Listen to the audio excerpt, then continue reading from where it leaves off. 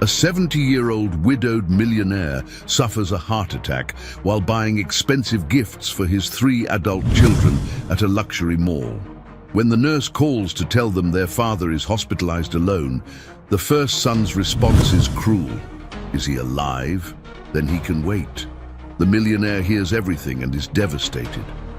On New Year's Eve, while his children party on his yacht using his credit cards, a 7-year-old girl, the janitor's daughter, approaches him in the hospital and asks why he's so sad. When she discovers he'll spend New Year's alone, the girl is shocked and says something he'll never forget. The next day, he makes a decision that will change everything. Edward Morgan walked through the corridors of the luxury mall with measured steps, his hands firmly gripping the handles of designer bags that held the most expensive gifts he had ever bought. At 70, his grey hair was perfectly coiffed, and the impeccably tailored Italian suit disguised the loneliness he had carried in his chest for 3 years, ever since he lost his wife.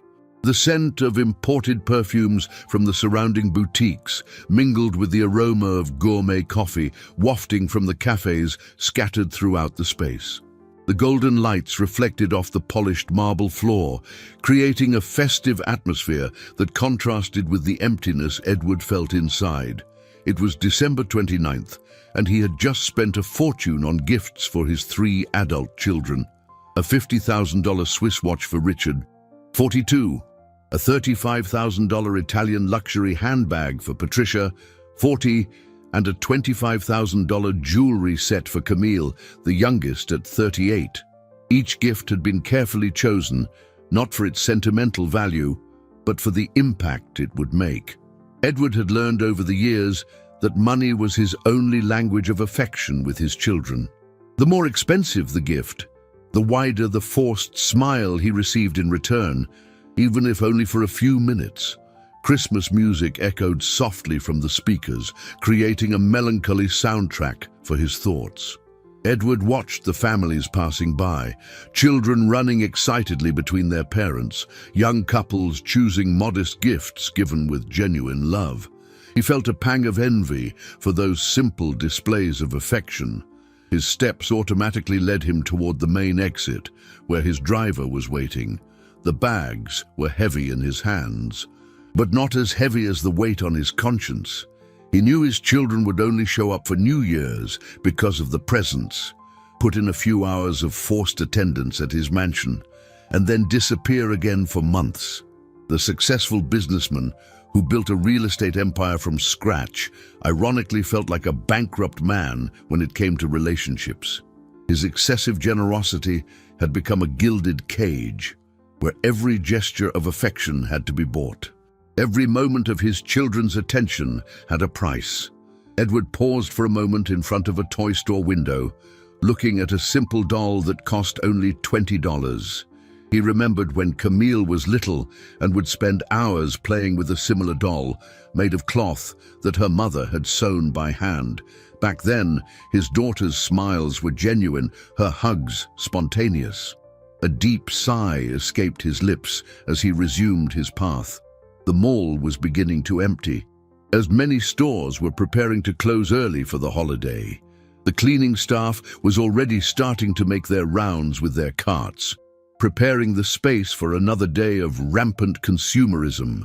He adjusted the knot of his tie, a nervous habit he had developed in recent years. The loneliness intensified during the holidays, when he saw families truly coming together, while his only gathered out of financial interest. As he neared the exit, Edward felt a strange pang in his chest. At first, he dismissed it as the usual anxiety he felt before handing over the gifts and facing another family charade. But the pain quickly intensified, radiating down his left arm. His legs gave out. The designer bags slipped from his grasp, scattering across the marble floor with a dull thud that echoed through the now almost empty corridor. Edward tried to lean on a nearby column, but his body no longer obeyed his commands. The chest pain became unbearable, as if someone was squeezing his heart with brutal force. He collapsed onto the cold floor, his eyes fixing on the golden lights of the ceiling, which now seemed distant and blurry. Edward's last conscious thought before darkness enveloped him was about his children's phone numbers, which he needed to give to the paramedics. Even in that moment of agony, his only concern was making sure they knew what had happened. He had no idea that the response he would receive would be more devastating than the heart attack itself. The monotonous hum of medical equipment echoed in the hospital room, a mechanical symphony that accompanied every irregular beat of Edward's heart. He had regained consciousness a few hours ago, but pretended to be asleep to avoid the doctors' awkward questions about any family who could be with him. Nurse Margaret, a woman in her 50s with brown hair tied in a tight bun, checked his vitals with the efficiency of someone who had worked the night shift for 2 decades. Her kind eyes showed a genuine compassion that only those who care for people in their most vulnerable moments could possess. "Mr. Morgan, I need to contact your family," she said softly, adjusting the pillow behind his head. "You've had a myocardial infarction. It wasn't severe, but you'll need follow-up care, and most importantly, you shouldn't be alone right now." Edward opened his eyes slowly, feigning grogginess. The bright white hospital light hurt his eyes, but not as much as the prospect of explaining why no one had shown up to visit him in the last 6 hours. "Nurse, my children must be busy with New Year's preparations," he mumbled, trying to maintain his dignity even in the light blue hospital gown that made him feel more fragile than he liked. Margaret picked up a notepad and a pen from the bedside table. "I'll need their phone numbers, Mr. Morgan. It's hospital protocol. And besides, they have a right to know what happened to you."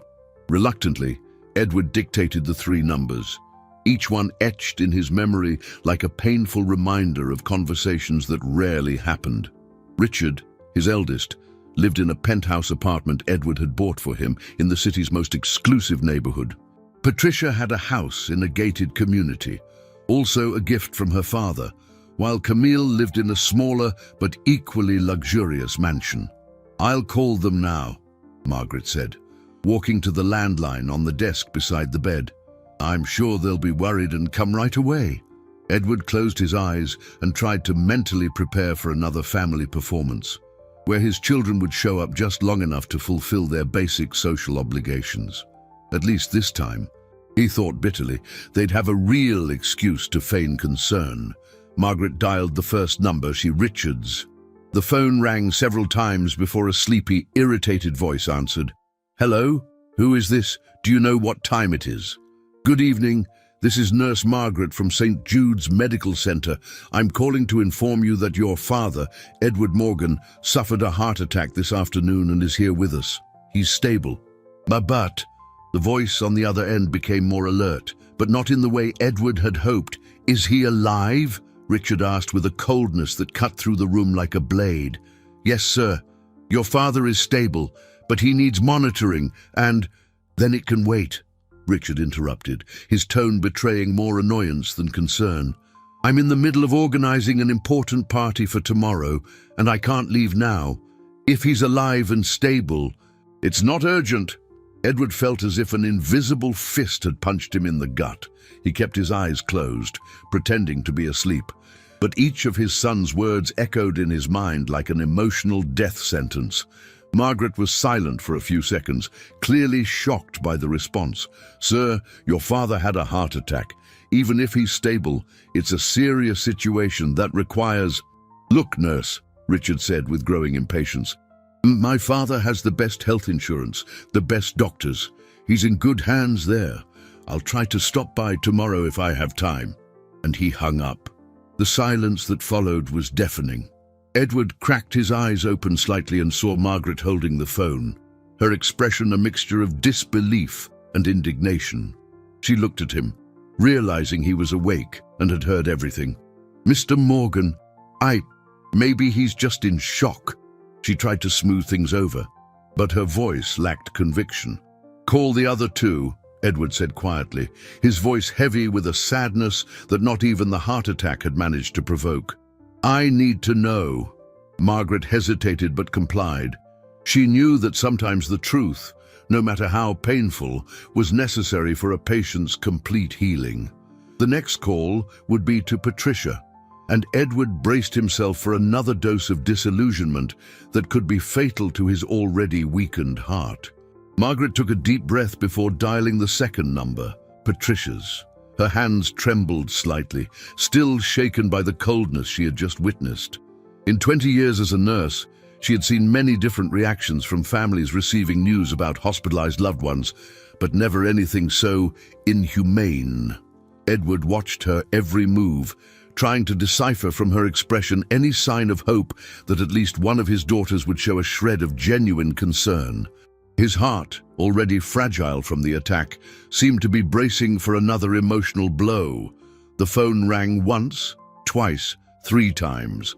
On the 4th ring, a female voice answered, but in the background, loud music, laughter, and the distinct chatter of a party could be heard.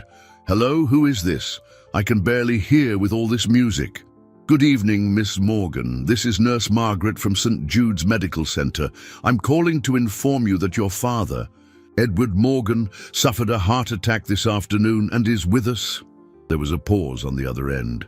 Edward could hear someone yelling to turn down the music. When Patricia spoke again, her voice conveyed more irritation than worry. "Seriously, tonight of all nights, nurse, I'm in the middle of a very important New Year's party. There are some very influential people here, you know. I can't just leave." "Ma'am, your father had a heart attack.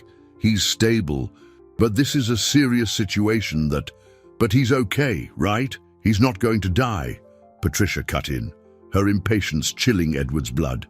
"Because if he's stable, then it can wait until tomorrow. Or better yet, after New Year's." Margaret glanced at Edward, who had squeezed his eyes shut, as if he could physically block out the pain he was feeling. "Ms. Morgan, your father is alone, and—" "Look, nurse," Patricia said, raising her voice to compete with the music that had started blaring again. "My father has the money to pay for the best medical care. He's in good hands there. I'll try to stop by after the holiday, when things have calmed down." And she hung up, leaving only the sound of a dial tone echoing in the painful silence of the room. Edward opened his eyes, and Margaret saw silent tears streaming down the face of the man who, just hours ago, had been just another patient in her routine. Now he had become a broken human being whose emotional pain was clearly more intense than any physical discomfort. "Mr. Morgan, call Camille," he requested in a hoarse voice, wiping his face with the back of his hand. "I need to know if at least one of them, if just one." His voice failed him. The words got lost in his throat, choked by the cruel reality that was unfolding. For all these years, he had deluded himself into thinking his children's love existed, even if it was conditional on money. Now he was discovering that not even a medical emergency could awaken in them a shred of true affection. Margaret hesitated before dialing the 3rd number. Part of her wanted to spare this man more suffering, but she knew he needed the whole truth to process the situation and, perhaps, find a way to move forward. Camille's phone rang several times before going straight to voicemail. Margaret hung up and tried again, voicemail again. "She's not picking up," Margaret reported softly. "Try one more time," Edward pleaded, clinging to a thread of hope. Maybe she's somewhere with bad service. The 3rd attempt yielded the same result. Camille, his youngest daughter, the one who used to be the most affectionate as a child, simply wasn't answering her phone while her father lay in a hospital bed after a heart attack. Edward closed his eyes and let the reality hit him with full force. 3 children, 3 reactions that ranged from absolute coldness to total indifference. None of them had shown even a minute of genuine concern for his well-being. "Nurse," he said after a few minutes of silence, "do you have children?" "I have 2, Mr. Morgan. A 15-year-old boy and a 12-year-old girl. And if you were in the hospital, would they come?" Margaret felt her own eyes well up with tears. "Sir, my children would be frantic. They wouldn't leave my side for a second. Edward nodded slowly. "I raised monsters," he murmured, more to himself than to her. "I thought I was being a good father, giving them everything they wanted, paying for everything they needed. But I raised monsters who only see me as a walking ATM." The silence that followed was heavy with a profound sadness. Edward was finally understanding that his excessive generosity hadn't bought love. It had destroyed any possibility of a genuine relationship with his children. And now, alone in a hospital room, he wondered if there was still time to fix what he had broken, or if he was doomed to live out the rest of his days in the gilded solitude he himself had created. The morning of December 30th arrived with a pale sun filtering through the blinds of the hospital room. Edward had spent a sleepless night, mentally replaying every cruel word he had heard during Nurse Margaret's phone calls. His body was recovering from the heart attack, but his soul seemed to be bleeding from a wound that all the medicine in the world couldn't heal. Margaret had gone home after her shift, but left a message with the day nurse, Carmen, a young woman in her 30s who showed the same genuine care for her patients. Carmen had tried to cheer Edward up with a special breakfast and words of encouragement, but she could tell the man was dealing with a pain that went far beyond the physical. "Mr. Morgan, I brought you your cell phone," Carmen said, handing him the device that had been collected from the mall along with his personal belongings. "Maybe you'd like to try calling your children again. Sometimes people react badly to the initial shock and regret it later." Edward took the phone with trembling hands. But instead of dialing, he decided to check social media. He had a discreet Instagram profile, which he mainly used to follow his children's lives, as it was practically the only way to know what was going on with them between their sporadic visits. What he saw on the screen made his heart race again, but this time it wasn't from a cardiac issue. It was pure outrage and pain. Richard had posted a photo just 2 hours earlier, showing himself on a luxurious yacht, holding a glass of champagne and smiling alongside several people Edward didn't recognize. The caption read, "Kicking off the New Year's festivities in style, the yacht life, NYE, living the good life." Edward immediately recognized the yacht. It was his own, which he kept docked at an exclusive marina, and that his children used freely whenever they wanted to impress friends or dates. The $3 million boat had become just another toy in the lives of his ungrateful children. With a racing heart, Edward scrolled down and found a post from Patricia made just an hour before. The photo showed her and several friends at a lavish party with gold decorations and a table laden with gourmet food. Everyone held glasses of expensive champagne, and Patricia was wearing a dress that Edward estimated cost over $5,000. Early New Year's party at the house, because life is meant to be lived with luxury and joy. Party time, NYE, luxury living. The caption read.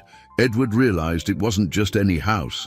It was the country estate he had bought for the family a few years ago, located in a gated community upstate. His children were using his property, drinking his champagne and spending his money to finance a party while he was in the hospital, alone, recovering from a heart attack. But it was the last discovery that almost made him pass out again. Camille had posted a series of Instagram stories showing a group of friends on an international trip. The images were from London, with the group visiting designer stores, expensive restaurants, and 5-star hotels. In one of the photos, Camille appeared holding several shopping bags with the caption, "Buying myself some New Year's gifts. Dad always said we deserve the best." Edward checked the post dates. Camille had been in London for 3 days, spending money on credit cards that he paid, living a life of luxury on the other side of the world while he was here, alone, recovering from a major cardiac event. Nurse Carmen approached the bed when she noticed Edward was very pale and breathing heavily. "Mr. Morgan, are you all right? Should I call the doctor?" Edward showed her the phone, his hands trembling with rage and disappointment. "Look where my children are, Carmen. Look how they're spending my money while I'm here, alone, recovering from a heart attack." Carmen looked at the images, and her expression turned to one of disbelief and indignation. As a nurse, she had seen many dysfunctional family dynamics, but never anything so cruel and inhumane. "Mr. Morgan, this is terrible. How can they be celebrating and spending money while you're here?" "Because to them, that's all I'm good for," Edward answered, his voice thick with emotion. "To bankroll their lifestyle. As long as I'm alive and the money keeps flowing, everything is fine. My health, my feelings, my loneliness, none of that matters." Edward put the phone away and turned to face the wall, trying to process the full extent of his children's cruelty. Not only had they ignored his medical condition, but they were celebrating and spending his money as if nothing had happened. "I raised 3 leeches," Edward muttered to himself. 3 people who only see me as a means to finance their whims, and the worst part is I let it happen." The realization that he had been a terrible father, not for a lack of love, but for an excess of misdirected generosity, began to form in his mind. He had taught his children to be consumerist, selfish, and insensitive, always shielding them from the consequences of their actions with his money. Now, alone in a hospital room, Edward began to understand that he might need to take drastic measures to try and salvage what was left of his dignity and, perhaps, awaken in his children some shred of humanity that might still exist within them.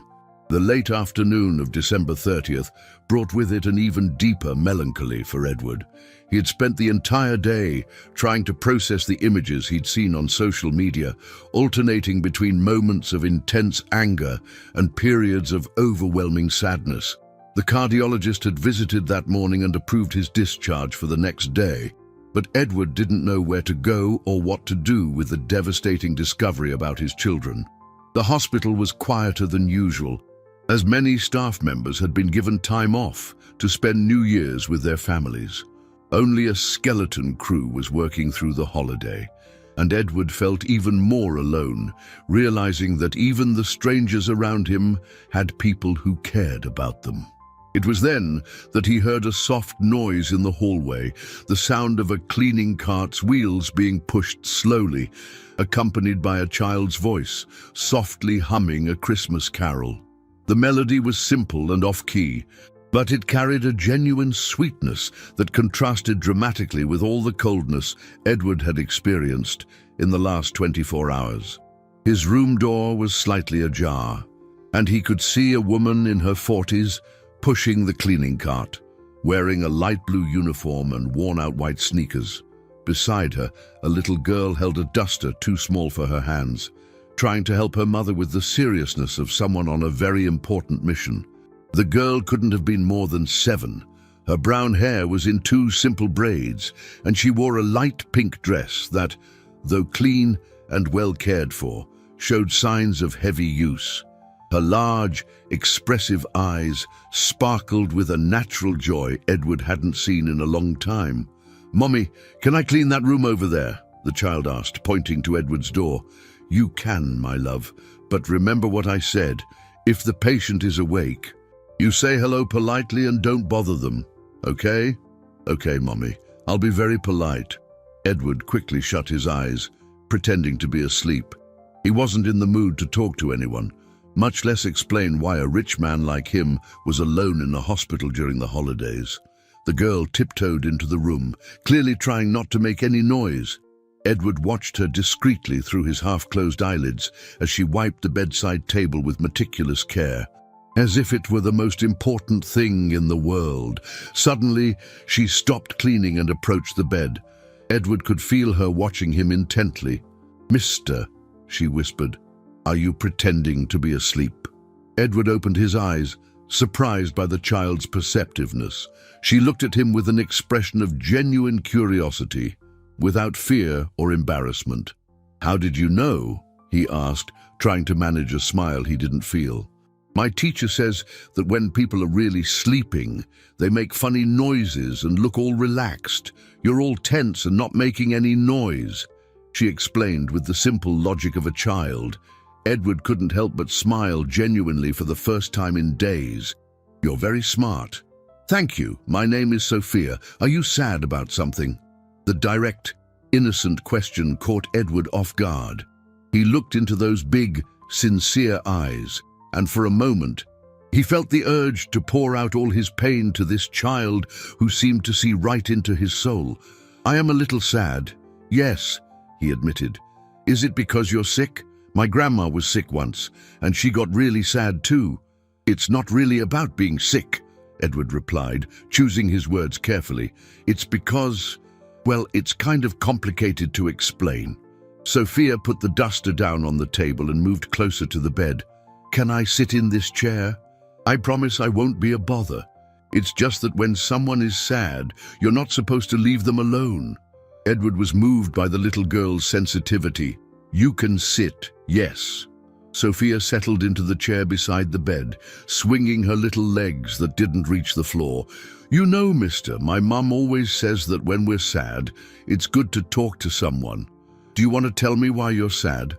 Edward hesitated. How could he explain to a 7-year-old that his own children had abandoned him when he needed them most?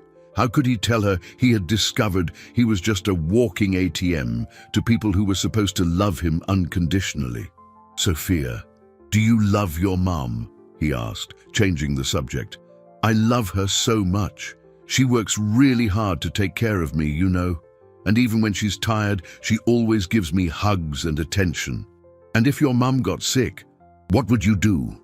Sophia looked at him as if the question were absurd. I'd take care of her, of course. I'd stay by her side the whole time, make her soup, give her medicine, and tell her stories so she wouldn't be sad. I would never leave my mommy alone if she was sick. The girl's simple, sincere answer hit Edward like a punch to the stomach. A 7-year-old child had a better understanding of love and family responsibility than his 3 adult children combined. Sophia, he said, his voice thick with emotion, you are a very special little girl. Thank you, and you seem special too. Can I ask you a question? You may. Why are you spending the holidays alone in the hospital? Where's your family? Sophia's question echoed in the quiet room, a painful reminder of the reality Edward was trying to avoid. He looked into her big, curious eyes, filled with an innocence that contrasted starkly with the cruelty he had experienced in the last few hours. My family, Edward began, but the words caught in his throat. How could he explain to a child that his own children had abandoned him? How could he tell her that he had discovered he was nothing more than a source of money for people who were supposed to love him? They're traveling, he finally lied, trying to spare the girl from the harsh truth. They're busy with other things. Sophia tilted her head, studying Edward's face with the natural insight of a child who knows when an adult isn't being entirely truthful. But mister, if my family knew I was sick in the hospital, they would cancel any trip to be with me, she said with the simple, devastating logic of childhood. Family is for being together during the tough times, right? Edward felt tears welling in his eyes. The innocent wisdom of this child was exposing wounds he had been trying to hide, even from himself. Sophia, the girl's mother said, appearing at the doorway, don't bother the gentleman. He needs to rest. She's not bothering me at all, Edward quickly replied. In fact, she's been very pleasant company. The woman approached, pushing the cleaning cart. Edward could see she was young, probably in her 40s, with tired but kind eyes and hands marked by hard work. I'm Lucia, she introduced herself with a shy smile. I'm sorry if my daughter is being a nuisance. She's always been very curious and affectionate with everyone. On the contrary, Edward answered honestly, Sophia is doing me a world of good. The two of you are the only people who have shown any genuine interest in me since I got here. Lucia stopped cleaning and looked at Edward in surprise. What do you mean, sir? Hasn't your family come to visit? Edward hesitated, but something in the sincere expression of this simple woman made him want to be honest. My children. They're busy with their own lives. They couldn't make it. Sophia jumped up from her chair indignantly. What do you mean they couldn't come? You're sick. If I had a daddy, I would never leave him alone in the hospital. Especially now that it's almost New Year's. The girl's phrase struck Edward like lightning. If I had a daddy. She didn't have a father, yet she showed more love and care for a stranger than his own children showed for him. Sophia, that's not our business. Lucia chided gently, but Edward could see that she, too, was shocked by the situation. It's all right, Edward said. Sophia is right. My children, well, they aren't like you two. They don't care much about me beyond the money I can give them. The ensuing silence was heavy with sadness. Lucia stopped cleaning completely and approached the bed. Sir, forgive my prying, but how could your own children be like that? I would give anything for Sophia to have a father present in her life. I'd like to have a daddy too, Sophia said quietly, moving closer to the bed again. My mommy works so hard because it's just her to take care of me. If I had a daddy, he would help her and we would be a complete family. Edward felt his heart clench. Here was a child who dreamed of having a father, while his own children treated him like a burden. The irony was cruel and revealing. Sophia, Edward said softly, you and your mother are already a complete family. The love you have for each other is stronger than many families I know. But you don't have that love with your children, Sophia asked, with the innocent curiosity only a child possesses. Edward swallowed hard. I thought I did, but I discovered I was wrong. I always gave them everything they wanted. I thought that was love, but I actually spoiled them. They only see me as someone who pays their bills. Lucia sat down in the chair Sophia had occupied, her eyes full of compassion. Sir, may I say something? Sometimes giving everything isn't the same as giving love. I can't give Sophia everything she wants, but I give her all my affection, my time, my attention, and she gives it back. It's true, Sophia agreed excitedly. Mommy can't buy me expensive toys, but she makes paper toys for me, tells me stories, and plays with me even when she's tired. That's so much better than money. Edward began to understand where he had gone wrong. For all these years, he had confused financial generosity with paternal love. He had given his children everything money could buy, but he had never given them what truly mattered: time, attention, genuine affection, and most importantly, limits and responsibility. You know, Edward said thoughtfully, the two of you have taught me more about family in half an hour than I've learned in 70 years. Sophia smiled and impulsively took Edward's hand. Mister, do you want me to do something to make you less sad? I can draw you a star. My teacher says stars make wishes come true. Edward looked at the small girl, offering something made with her own hands, with pure, selfless love, and felt that perhaps there was still hope for his wounded heart. The contrast between Sophia and his children was so stark that Edward began to wonder if it wasn't time to make drastic changes in his life. The morning of December 31st came with Edward's discharge from the hospital, but his mind was far from celebratory.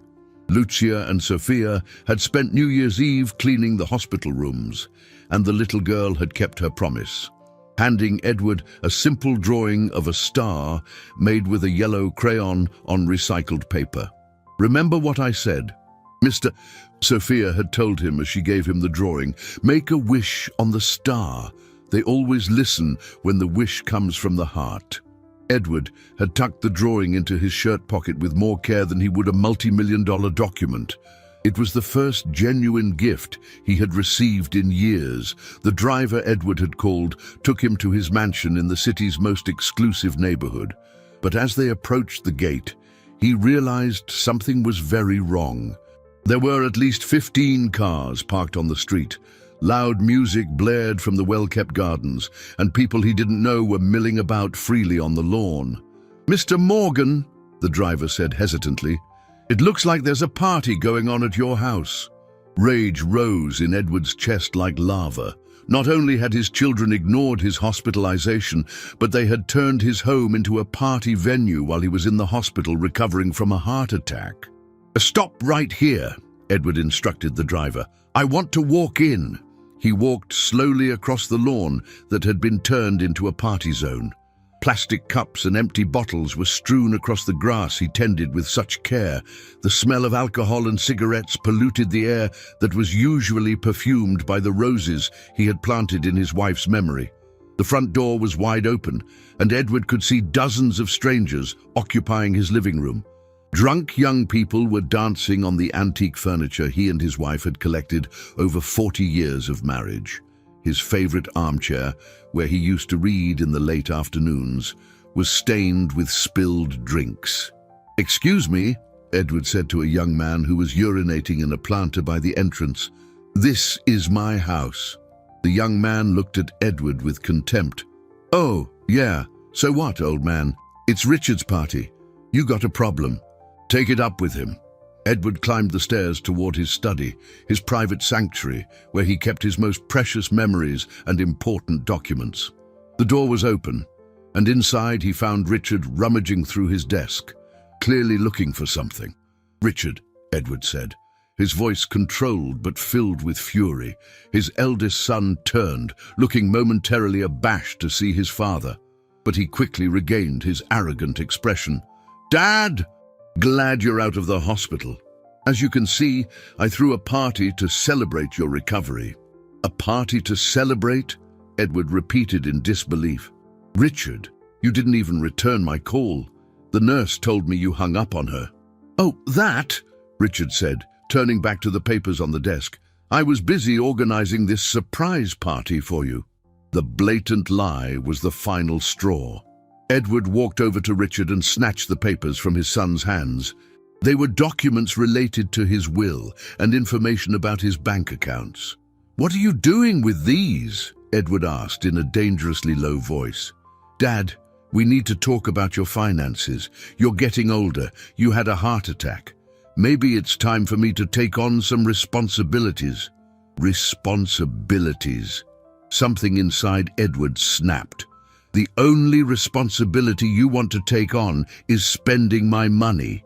At that moment, Patricia and Camille entered the study, both clearly intoxicated and annoyed at having their party interrupted.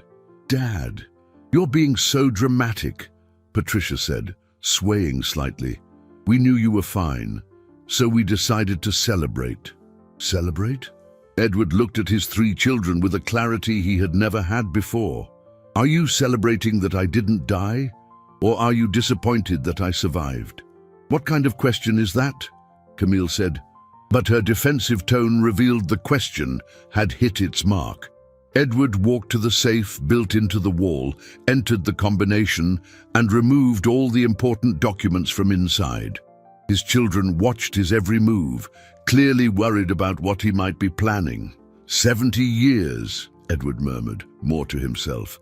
70 years building a fortune, thinking I was securing my family's future. And I find out I've created 3 parasites who only know how to suck me dry.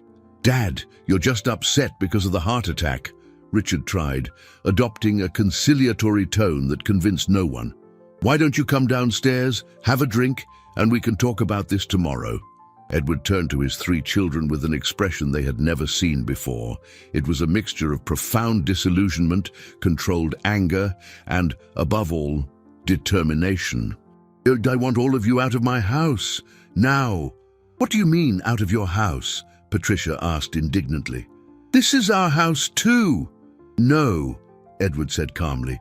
"This house is mine. The bills I pay for you are mine. The cars, the yacht, the apartments, it's all mine, and you've just lost your access to all of it." The 3 siblings exchanged glances, realizing that something had fundamentally changed in their father. "Dad, you can't do this," Camille said, her voice panicking. "We're your family." Edward took the drawing of the star Sophia had made for him from his pocket. He looked at the simple piece of paper, made with love by a child who barely knew him, and then looked at the 3 adults before him, who had known him their entire lives but had never truly loved him. Family, Edward repeated softly, is what that little girl in the hospital showed me. Family is someone who worries when you're sick, who offers comfort when you're sad, who stands by your side in difficult times. He carefully put the drawing back in his pocket. You were never my family. You were just beneficiaries of my bank account. And with that declaration, Edward Morgan made the bravest decision of his life. It was time to start over. The three children stood in silence for a few seconds, processing their father's words. It was the first time in their lives Edward had spoken to them so directly and firmly. For decades, he had always given in to their whims, always found a way to smooth over any conflict with more money. "Dad, you can't be serious," Richard said, trying to laugh as if it were all a bad joke. "You always say things like this when you're upset, but you get over it." Edward walked to his desk, picked up the phone, and dialed a number he knew by heart. His children watched nervously, not understanding what he was doing. "Dr. Vance? It's Edward Morgan. I know it's a holiday, but I need to speak with you urgently. Yes, it's about changes to my will and other legal matters. Today? Perfect. I'll be there in an hour." He hung up and turned to his children, who now looked genuinely worried. "What are you going to do?" Camille asked, her voice trembling. "I'm going to correct the biggest mistake of my life," Edward answered calmly. "I'm going to stop financing your irresponsibility." "Dad, you're being irrational," Patricia tried. "We made a few mistakes, but that doesn't mean you should." "A few mistakes?" Edward interrupted, his voice rising for the first time. "Patricia, you spent $30,000 on my credit card last month. On what? Clothes, parties, and nonsense. Richard, you owe $200,000 in online gambling debts that I've been paying off for 2 years. And Camille, your trip to Europe cost more than 10 families make in a year." The three siblings glanced at each other, realizing their father knew far more about their spending than they had thought. "And you know what hurts the most?" Edward continued, his voice now thick with emotion. "It's not the money. It's the complete lack of consideration, of respect, of love. While I was in the hospital, alone, recovering from a heart attack, you were spending my fortune on parties and trips. We didn't know it was that serious," Richard tried to justify. "Of course you knew," Edward exploded. "The nurse called each one of you, explained that I'd had a heart attack and was in the hospital. And do you know what your reactions were? Richard said I could wait because he had a party to organize. Patricia said she couldn't leave her party because important people were there, and Camille just didn't answer her phone."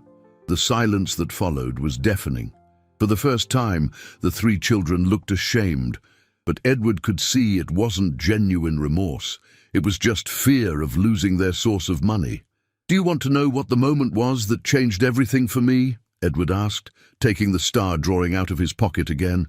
"It was when a 7-year-old girl, the daughter of the hospital cleaner, told me if I had a daddy, I would never leave him alone at a time like this." He showed the simple drawing to his children. "This child who barely knows me showed more love and concern for me in 1 hour than the 3 of you have in years." "Dad, that's ridiculous," Patricia said with a sneer. "You're going to compare your own children to some cleaner and her random kid." Patricia's words were like a slap in the face to Edward. Not only did she show a complete lack of remorse, but she also revealed the prejudice and arrogance he had instilled in them through a life of privilege without responsibility. "Some cleaner and her random kid," Edward repeated, incredulous. "Patricia, that random cleaner, works hard to support her daughter alone, and yet she still finds time to be kind and attentive. That random kid has a better understanding of family and love than the 3 of you combined." Edward walked towards the study door, but before leaving, he turned to his children one last time. "You have until the end of the day to leave my house and remove your belongings. Tomorrow, January 1st, I begin a new life, and you will learn to live without my money." "You can't do this!" Richard yelled, all his composure gone. "We have rights. We're your heirs." "You were," Edward corrected. Tomorrow, I'm going to my lawyer's office to change my will. I'm cancelling all the credit cards I pay for. I'm stopping the rent on your apartments, the car payments, everything. And who are you going to leave your inheritance to? Camille asked, desperate. Edward smiled for the first time in days. But it wasn't a happy smile. It was the sad smile of someone who finally saw the truth. To people who know the true value of love and gratitude. He walked down the stairs, leaving his 3 panicked children in the study. The party was still going on in the living room, but Edward no longer cared. He grabbed his car keys and left the house, heading for the law firm. During the drive, Edward thought about the irony of his situation. He had spent decades trying to buy his children's love, only to discover in the end that true love cannot be bought, only offered freely from genuinely caring hearts. The star drawing on the passenger seat seemed to symbolize a new hope. Sophia had told him to make a wish, and Edward knew exactly what he wished for. A second chance to understand what it truly meant to be a family. When he arrived at his lawyer's office, Edward was resolute. This wasn't just a decision made in the heat of anger. It was the conscious choice of a man who had finally woken up to reality and decided to honor the memory of his wife, who had always tried to warn him about the dangers of spoiling their children. It was time to do the right thing, even if it meant losing the 3 children he had raised, but who had never truly loved him. Dr. Arthur Vance had been Edward's lawyer for over 20 years and had never seen him so determined, yet so calm. The law firm was empty on New Year's Eve, but the lawyer had agreed to see his most important client on an urgent basis. "Edward, are you sure about this?" Dr. Vance asked for the 3rd time, adjusting his glasses as he read the documents Edward had requested. "Completely removing your children from the will and transferring the entire inheritance to people you've known for just 2 days. It's very radical." "Arthur," Edward replied calmly, sitting in the office's leather armchair, "in 2 days, Sophia and Lucia have shown me more love and consideration than my children have in decades. My decision is final." Edward had spent the previous afternoon researching Lucia Santos. He discovered she was a widow, having lost her husband in a workplace accident 3 years ago, and had been raising Sophia alone ever since. She worked 3 different jobs to afford the rent on a small apartment and her daughter's public school education. "I want to set up a trust fund," Edward continued. "The money will ensure Sophia gets the best possible education, that Lucia no longer has to work overnight shifts cleaning hospitals, and that they both have a comfortable, dignified life." Dr. Vance sighed, but began drafting the documents as requested. "And what about your children? They could contest this in court." "Let them," Edward said firmly. "I have records proving all their excessive spending, all the debts I've paid, all the irresponsibilities I've covered. Any judge will see they've already received far more than they ever deserved." While the lawyer worked, Edward picked up his phone and began executing the most painful but necessary part of his plan. He called the bank and cancelled all his children's supplementary credit cards. He called the real estate agency and terminated the leases on the apartments he paid for. He contacted the car dealership and requested the suspension of the vehicle financing. Each call was like cutting off a piece of himself. But Edward knew it was the only way to force his children to learn the real value of money and just maybe develop some sense of responsibility. "Done," Dr. Vance said after 2 hours of work. "All the documents are ready. But Edward, can I offer some advice as a friend? Perhaps you should talk to your children before taking such a definitive step." "Arthur, I've tried talking to them for 50 years, Edward replied, signing the documents. "The time for talk is over. Now is the time for consequences." When Edward arrived home at 8 that evening, the party was over, but the house was a wreck. Broken glasses, stained carpets, furniture out of place. His most precious memories had been desecrated by strangers his own children had invited. Richard, Patricia, and Camille were in the living room, waiting for him. Their faces showed a mixture of anger, desperation, and, for the first time in years, real fear. "Dad, you couldn't have been serious about cutting us out of the will," Camille said as soon as Edward walked in. "It's already done," he replied calmly, taking the documents from his briefcase. "And as of tomorrow, you will have to learn to live on your own resources." "Our own resources!" Richard exploded. "Dad, I don't have a job. You always said I didn't need one because you had enough money for all of us."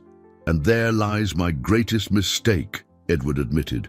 "I deprived you of the dignity of work, of the satisfaction of achieving something on your own merit. You are healthy, intelligent adults. It's time you prove it." Patricia began to cry, not tears of sadness, but of financial panic. "Dad, I have a $20,000 credit card bill. How am I going to pay that?" "The same way millions of people pay their debts," Edward answered. "By working." "Work," Camille repeated, as if it were a foreign word. "Dad, we've never worked a day in our lives. We don't know how to do anything." "Then it's time you learned," Edward said, feeling a mix of sadness and relief. Lucia started working at 15 to help her family. Sophia, at 7, already understands the value of things and helps her mother where she can. You, at 40, 42, and 38, think work is beneath you. Edward walked through the ruined living room, surveying the damage. "Look at what you've done to the home where your mother and I built our most precious memories. You turned it into a set for a party with strangers." "Dad, we can fix this," Richard tried desperately. "We can start over, be better children." Edward stopped and looked at Richard with sadness. "Son, you are people in your 40s. If you haven't learned to be decent human beings by now, the fear of losing money isn't going to truly change you." He started up the stairs toward his bedroom but stopped halfway. "And you have until tomorrow morning to leave," he said without turning around. "I'll leave $5,000 for each of you as a start. After that, you're on your own." $5,000? Patricia shrieked. "Dad, that doesn't even cover a week of our expenses." "Then lower your expenses," Edward replied, continuing up the stairs. "Sophia and Lucia live on far less, and they are infinitely happier than you are." In his room, Edward locked the door and sat on the bed he had shared with his wife for decades. He picked up her picture from the bedside table and whispered, "Mary, you always said I was spoiling our children. You were right. But there's still time to do the right thing. I'm going to honor your memory by helping people who truly deserve it." He took Sophia's star drawing and placed it beside his wife's photo, two symbols of true love that would guide him on his new journey. Downstairs, he could hear his children arguing, shouting, panicking, but for the first time in years, Edward didn't rush to solve their problems with money. It was time for them to learn to solve their own issues. The painful but necessary transformation had begun. The dawn of January 1st brought an unusual silence to Edward's mansion. For the first time in decades, there was no noise of children fighting over money, no desperate calls asking for another little handout, no constant stress of fixing the problems they created with their irresponsibility. Edward woke up early, as was his habit, but this time he felt something different in his chest. Not the physical pain of the heart attack, but a strange sense of lightness mixed with melancholy. He had made the most difficult decision of his life, and now he had to live with the consequences. He went down to the living room and found the keys to all the cars he financed for his children arranged on the coffee table, along with cut-up credit cards and a handwritten note from Richard. "Dad, we hope one day you'll regret what you've done to us. We are your children, and that's supposed to mean something, but since it clearly means nothing to you anymore, we're leaving. Don't expect us to come back begging. We have our pride." Edward read the note and sighed. Even in their departure, his children displayed the same arrogance and inability to take responsibility for their actions. There wasn't a single word of remorse, no acknowledgement of their mistakes, just another attempt to make Edward feel guilty. He crumpled the note and threw it in the trash, along with the last shred of hope that his children might genuinely change. Edward spent the morning cleaning the house, removing the traces of the party that had desecrated his memories. Every broken glass he picked up, every stain he scrubbed, reinforced his conviction that he had made the right decision. Around 10 in the morning, the phone rang. Edward hesitated before answering, thinking it might be one of his children trying a new manipulation tactic. But the voice on the other end was different. It was Lucia, the cleaner from the hospital. "Mr. Morgan, I'm sorry to bother you on a holiday, but Sophia hasn't stopped talking about you since you left the hospital. She was worried because you seemed so sad." Edward felt his heart warm. "Lucia, how kind of you to call. How was your New Year's?" "Oh, sir, it was simple. I worked until 11. Then we went home and watched the fireworks on TV. Sophia drew another picture for you, a bigger star this time. She said you needed extra luck to be happy." Edward smiled genuinely for the first time in days. "Lucia, may I ask you a question? Do you two have any plans for today?" "No, sir. It's our day off. Why?" "I'd like to invite you both to have lunch with me. I have a proposal that could change both of your lives." There was a pause on the other end of the line. "Mr. Morgan, that's very kind, but I don't know if that would be appropriate. You're an important man, and we're just—" "You are the two most important people I've met in years," Edward interrupted. "Please accept. I need to talk to you." 2 hours later, Edward was waiting anxiously at his front door when a taxi pulled up to the gate. Sophia jumped out of the car first, wearing a simple but clean floral dress, her hair in neat braids. Lucia followed, clearly nervous and uncomfortable, wearing her best clothes, a pair of jeans and a white blouse that, though humble, were immaculate. "Mister!" Sophia shouted, running towards Edward. "I brought your new star. This one is bigger and prettier." Edward knelt to receive the girl's spontaneous hug, feeling an emotion he had forgotten existed. This is what it felt like to be loved unconditionally, without financial interest, just for who you were as a person. "Sophia, what a joy to see you," Edward said, accepting the new drawing. And this star really is more beautiful than the first." Lucia approached shyly. "Mr. Morgan, your house is beautiful. I never imagined you lived in a place like this." "Lucia, welcome.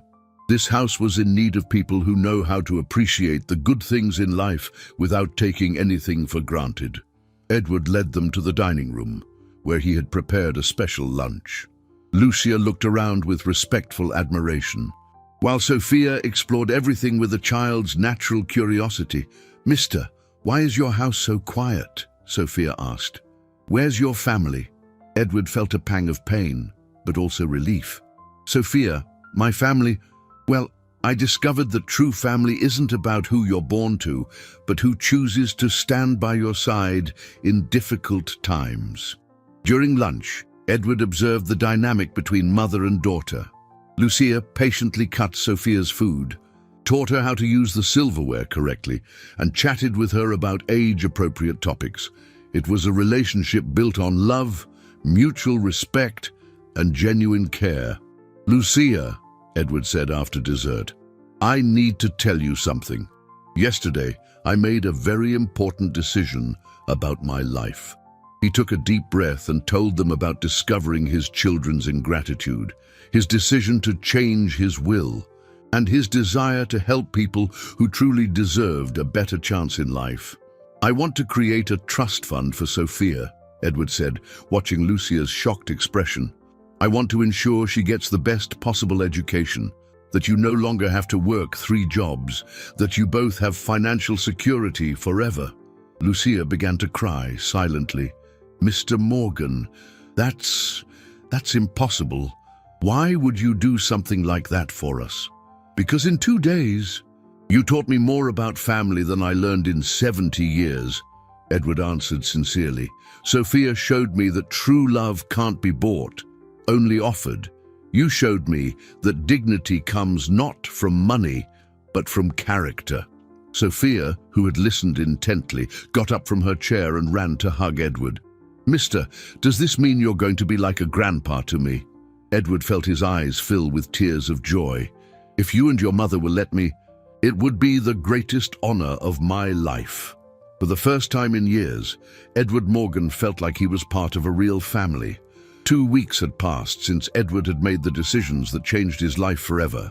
Lucia had reluctantly agreed to quit 2 of her 3 jobs, keeping only her shift at the hospital so as not to feel completely dependent on Edward's generosity.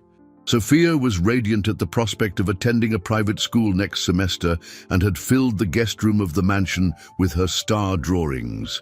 Edward felt lighter and happier than he had in years. He woke up each morning eager to see Sophia playing in the garden and to talk with Lucia about plans for the girl's future. For the first time, he was building relationships based on genuine affection, not financial dependence. It was on a Monday afternoon, January 14th, that Edward received a call that would make his world crumble again. It was Dr. Vance, his lawyer, with an urgency in his voice that Edward had never heard before. "Edward, I need you to come to my office immediately," Dr. Vance said. "Your children, well, they've hired a law firm and are taking legal action against you." "What kind of action?" Edward asked, his stomach tightening. "They're challenging your mental capacity, claiming you've undergone psychological changes after the heart attack and are being manipulated by third parties with an interest in your fortune." Edward felt like he'd been punched in the gut. "They're saying I'm crazy." "Worse than that, Edward. They're alleging that Lucia and Sophia are opportunists who took advantage of your emotional vulnerability to benefit financially. They're petitioning to nullify all the will amendments and want to file for a conservatorship to take control of your assets." An hour later, Edward was in his lawyer's office, reading the documents his own children had filed against him. Every line was a stab to his already wounded heart. "According to the petition," Dr. Vance explained, "your children claim you were always a generous and loving father, that they always reciprocated your love appropriately, and that after the heart attack you developed a state of paranoia and irrational resentment." Edward read a part of the document aloud that particularly outraged him. "The petitioner exhibits erratic behavior and illogical financial decisions, influenced by opportunistic individuals who have taken advantage of his fragile condition for undue economic gain. They're painting Lucia and Sophia as manipulative gold diggers," Edward muttered angrily. "Adele, a 7-year-old child and a hard-working woman who barely accepts help without trying to repay it somehow." "There's more," Dr. Vance said hesitantly. "They've hired a private investigator to dig into Lucia's life. They're looking for anything they can use to discredit her." Edward stood up, pacing nervously around the office. "Arthur, is there anything they could find about Lucia that could hurt her?" "Edward, that doesn't matter. What matters is that they are willing to destroy an innocent woman's reputation and traumatize a child to get their hands on your money." At that moment, Edward's cell phone rang. It was Lucia, her voice trembling with fear and confusion. "Mr. Morgan, there are strange people asking questions about me in the neighborhood, at the hospital, at Sophia's school. They say they're lawyers and want to know about my life, about my relationship with you. Sophia is scared." Edward closed his eyes tightly. His children were not only attacking him, but they were also terrorizing 2 innocent people who had only shown him kindness and affection. "Lucia, come home immediately. I'll explain everything, and we'll handle this." When Lucia and Sophia arrived at the mansion an hour later, Edward could see the fear in both their eyes. Sophia hid behind her mother, clearly confused and frightened by the situation. "Mr. Morgan," Lucia said in a trembling voice, "what's happening? Why are these people asking questions about us? Did we do something wrong?" Edward knelt in front of Sophia, who was clearly distraught. "My dear, you and your mother have done nothing wrong. Some cruel people are trying to cause trouble for you because they don't like that I love you as my family. It's your children, isn't it?" Sophia asked, with the startling perception of a child. "Though they don't like that you have a new family." Edward nodded sadly. They're angry because they've discovered that real family can't be bought with money. Lucia sat down heavily on the sofa. Mr. Morgan, maybe it's best if we leave your life. We don't want to cause you any trouble. No, Edward said firmly. Lucia, you two are the best thing that's happened to me in years. I will not let three selfish, cruel people destroy our family. But sir, they're your children by blood, Lucia said. I have no right to stand between you. Edward took Lucia's hands in his. Lucia, family isn't a matter of blood. It's a matter of choice, of love, of mutual care. My biological children abandoned me when I needed them most. You two welcomed me without asking for anything in return. Sophia came closer and took Edward's free hand. Mister, I don't want you to be sad again. If your mean children are doing bad things, we just have to be stronger than them. Edward looked at the brave little girl and felt a determination he hadn't felt in years. Sophia was right. They had to be stronger than the cruelty of his biological children. Do you two trust me? Edward asked. We trust you, mother and daughter answered in unison. Then get ready, because we're heading into a battle, but we'll fight it together as a true family. And we're going to show everyone the difference between bought love and real love. Edward knew the war had just begun, but for the first time in his life, he had something truly worth fighting for, a family that loved him for who he was, not for what he had. The court hearing was scheduled for January 20th in a room at the city's main courthouse. Edward had spent the last few days preparing his defense with Dr. Vance, but he knew the battle would be far more emotional than legal. His children had hired one of the most renowned law firms in the city and were clearly willing to do anything to regain control of his inheritance. On the morning of the hearing, Edward dressed in his best suit but asked Lucia and Sophia to stay home to avoid any distress. The little girl had been very shaken by the investigators' visits, and Edward didn't want to expose her to the hostile environment of a courtroom. Mr. Morgan, Sophia said as he was leaving, handing him another star drawing, this is a special good luck star. I asked it to help you win against the mean children and for our family to stay together. Edward tucked the drawing into the inner pocket of his jacket, right next to his heart. Thank you, my dear. I'll carry your star with me. The courtroom was packed. On one side, Edward sat with Dr. Vance. On the other, Richard, Patricia, and Camille, accompanied by three lawyers in expensive suits. Edward looked at his children and felt a mixture of sadness and outrage. They looked confident, almost arrogant, as if they had already won.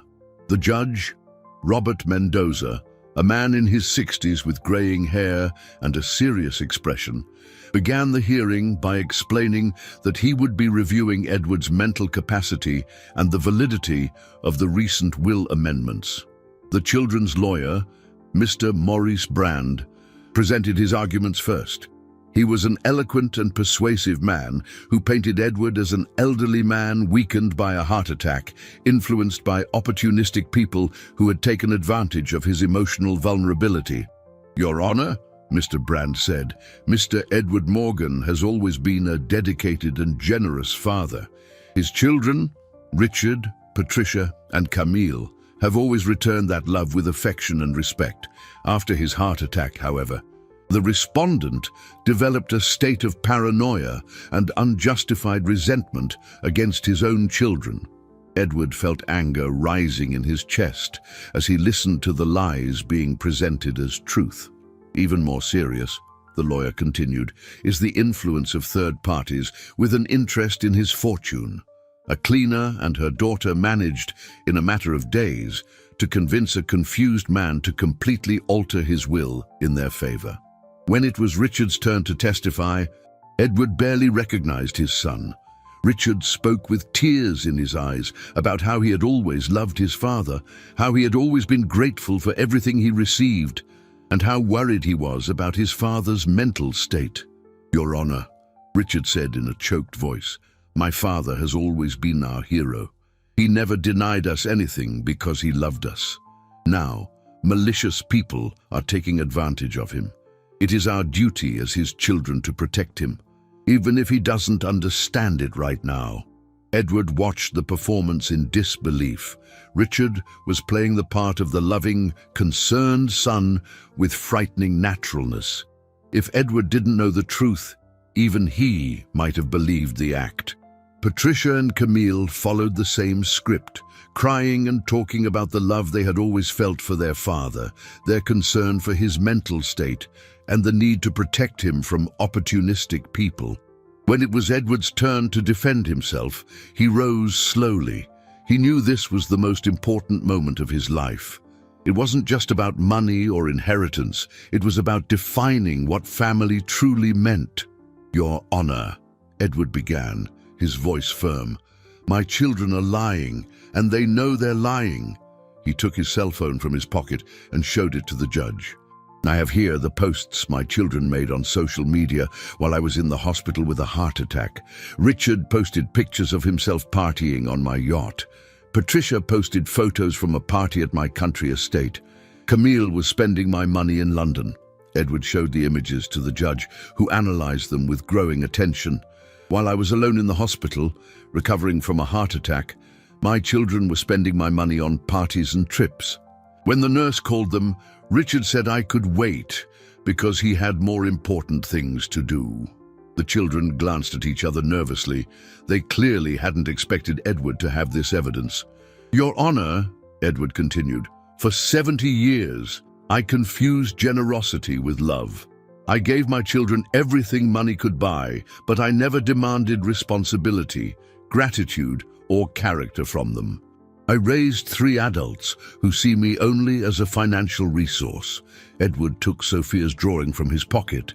"This star was made by a 7-year-old girl who barely knows me, but was concerned when she saw me looking sad.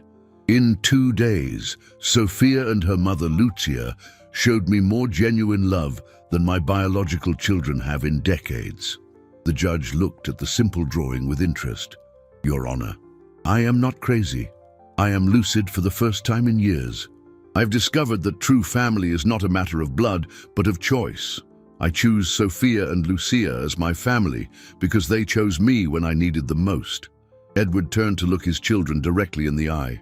"Richard, Patricia, Camille, you had your entire lives to learn to truly love me. You chose to see me only as a bank. Now you will have to learn to live without my money." The silence in the room was absolute. The judge spent a few minutes reviewing the documents and the evidence presented. "Mr. Morgan," the judge finally said, "are you absolutely certain of your decisions?" "I am, Your Honor, and I ask only one thing, that Sophia and Lucia be protected from any retaliation. They are innocent in this situation." The judge retreated to his chambers to deliberate, leaving the 2 families, the biological and the chosen, to await the verdict that would define all of their futures. After 2 hours of deliberation, Judge Robert Mendoza returned to the courtroom. His serious face gave no clue as to his decision, but Edward could tell the judge had carefully weighed all the evidence. After a thorough review of the facts and evidence presented, the judge began, "I must announce my decision regarding the mental capacity of Mr. Edward Morgan and the validity of his testamentary dispositions." The silence in the room was absolute. Edward's heart was racing, not with fear, but with hope. He knew he had spoken the truth and that the evidence was on his side. "First," the judge continued, "regarding the claim of mental incapacity, after examining the medical reports, the evidence presented, and the testimony of the respondent himself, I find that Mr. Edward Morgan is in full command of his mental faculties. The heart attack did not affect his ability to reason, judge, or make decisions." Richard, Patricia, and Camille exchanged glances of growing concern. "As for the allegations of manipulation by third parties," the judge went on, "the evidence demonstrates the exact opposite of what the petitioners have claimed. The social media posts presented by Mr. Morgan prove that his biological children showed a complete disregard for his medical condition, preferring to continue their leisure activities rather than support their father during his recovery. The judge paused, looking directly at the three children. Even more serious are the bank records showing excessive and irresponsible spending by the petitioners, all financed by Mr. Morgan over decades. The documents prove a pattern of total financial dependence and a lack of reciprocal affection. Edward felt a wave of relief but maintained his composure. On the other hand, the judge continued, I find no evidence whatsoever that Mrs. Lucia and Sophia solicited, suggested, or manipulated Mr. Morgan to obtain financial advantages. On the contrary, testimony indicates they initially resisted his offers of help. Mr. Brand, the children's lawyer, tried to speak, but the judge silenced him with a gesture. Therefore, the judge said in a firm voice, I find the petition for a conservatorship to be without merit, and I declare all will amendments made by Mr. Edward Morgan to be valid. The respondent is fully capable of managing his assets and making decisions about his inheritance. Edward closed his eyes for a moment, feeling immense gratitude. Justice had prevailed. Furthermore, the judge added, I order the petitioners to pay all court costs and to immediately cease any investigation or harassment of Ms. Lucia and Sophia, under penalty of being held in contempt for legal harassment. Richard stood up abruptly, no longer able to maintain the facade of a loving son. This is absurd. That old fool is being manipulated by a pair of gold diggers. Silence, the judge ordered. Mr. Morgan, your reaction only confirms my decision. A son genuinely concerned for his father's well-being would respect his choices, even if he disagreed with them. Patricia began to cry, but they were not tears of remorse. They were tears of anger and frustration at having lost access to the inheritance. Dad, Camille said desperately, you're going to regret this. When those people show their true colors, it will be too late. Edward stood and looked at his three children with a mixture of sadness and determination. My children, he said calmly, you had your whole lives to show me your true colors. It's already too late for me, but not for you. You can still learn to be better people, to build relationships based on love and respect, not on financial interest. We don't need your lectures, Richard shouted, and you'll see those people will abandon you as soon as the money runs out. Edward smiled sadly.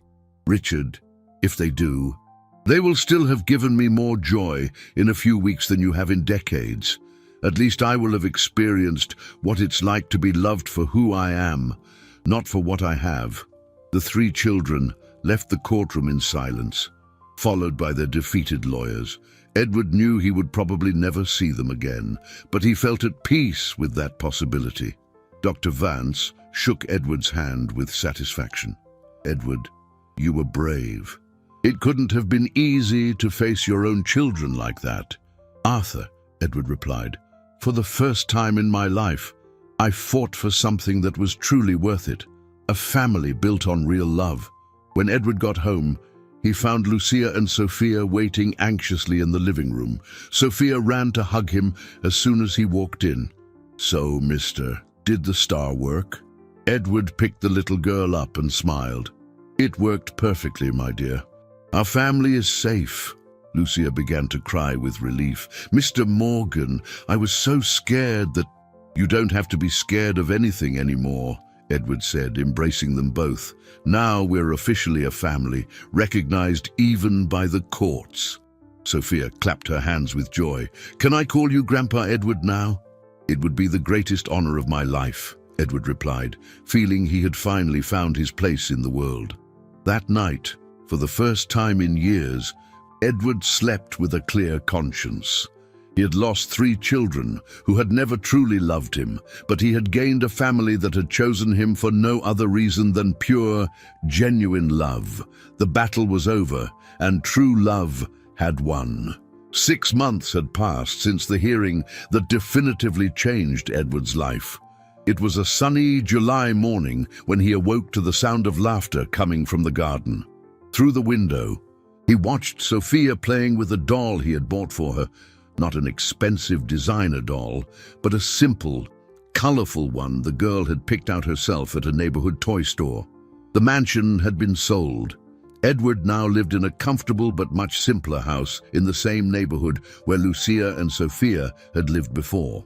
It was a 3-bedroom house with a small but well-tended garden and a kitchen where every morning Lucia prepared breakfast for their chosen family. Edward went down to the kitchen and found Lucia making pancakes, a tradition they had established on Sundays.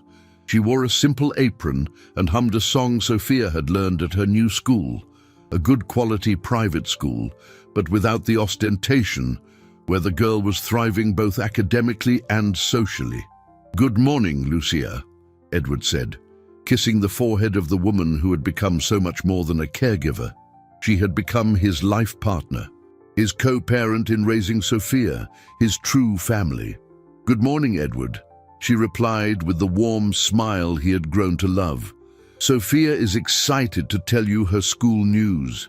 It seems she was chosen to create a drawing to represent her class at the science fair."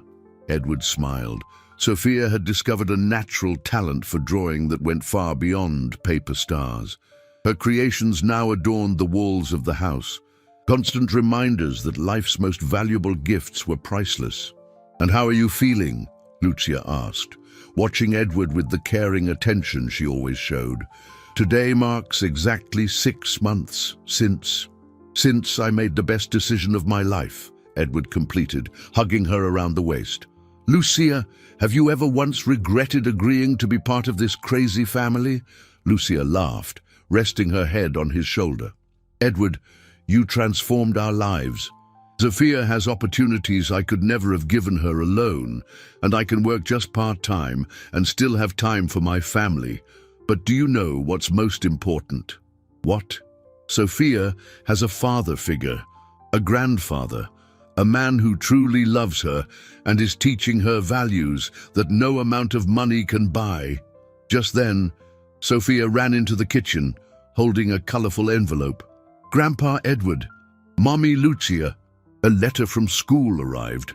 Edward and Lucia exchanged amused glances. Sophia had naturally started calling Lucia Mommy and Edward Grandpa, and those simple words held more value than all the titles and accolades Edward had received in his business career. "What does the letter say, my dear?" Edward asked, lifting Sophia into his arms. "The teacher wrote that I was the best student of the semester in art, and that my drawing about family is going to be displayed in the main hall of the school." Edward felt his eyes well up with tears of pride. "And what is your drawing about family about?" Sophia smiled with the innocent joy that had become the light of Edward's life. "It's about the 3 of us. I drew you, me and Mommy Lucia in our house, with lots of stars in the sky, because stars are for making wishes for good things." "And what wish did you make?" Lucia asked, stroking the girl's hair. "I wished for our family to stay together forever, and for Grandpa Edward to never be sad again like he was that day in the hospital." Edward hugged Sophia tightly, feeling an emotion he couldn't express in words. This child had not only saved his emotional life, but had taught him the true meaning of legacy. Later, during the Sunday lunch that had become a sacred tradition, Edward watched his small family and reflected on the journey that had brought them there. He had lost a fortune, a mansion, 3 biological children, and the luxurious lifestyle he had maintained for decades. In return, he had gained something infinitely more valuable: true love, a purpose in life, and the certainty that he was making a difference in the lives of people who truly mattered. You know," Edward said, interrupting the lively conversation between Lucia and Sophia about plans for the school holidays, "I have a confession to make." The two looked at him curiously. "For the past few months, I've been thinking a lot about my mistakes as a father. I realized that for my whole life, I confused giving gifts with giving love, financial generosity with generosity of the heart." Edward took both Lucia's and Sophia's hands. But you two taught me that the true inheritance we can leave for those we love isn't in money or property. It's in the love we plant in their hearts, the happy memories we create together, the values we pass on." Sophia tilted her head thoughtfully. "Grandpa, does that mean that when I grow up, I'll always remember how much you loved me?" "Exactly, my dear. And I hope you teach your own children that true family isn't about blood or money. It's about choosing to love and care for one another every single day." Lucia squeezed Edward's hand. "Edward, you didn't just give us a new life. You gained one too. Just look at how you've changed. Lighter, happier, more human." Edward smiled, remembering the lonely, bitter man who had collapsed in the mall on that cold December afternoon.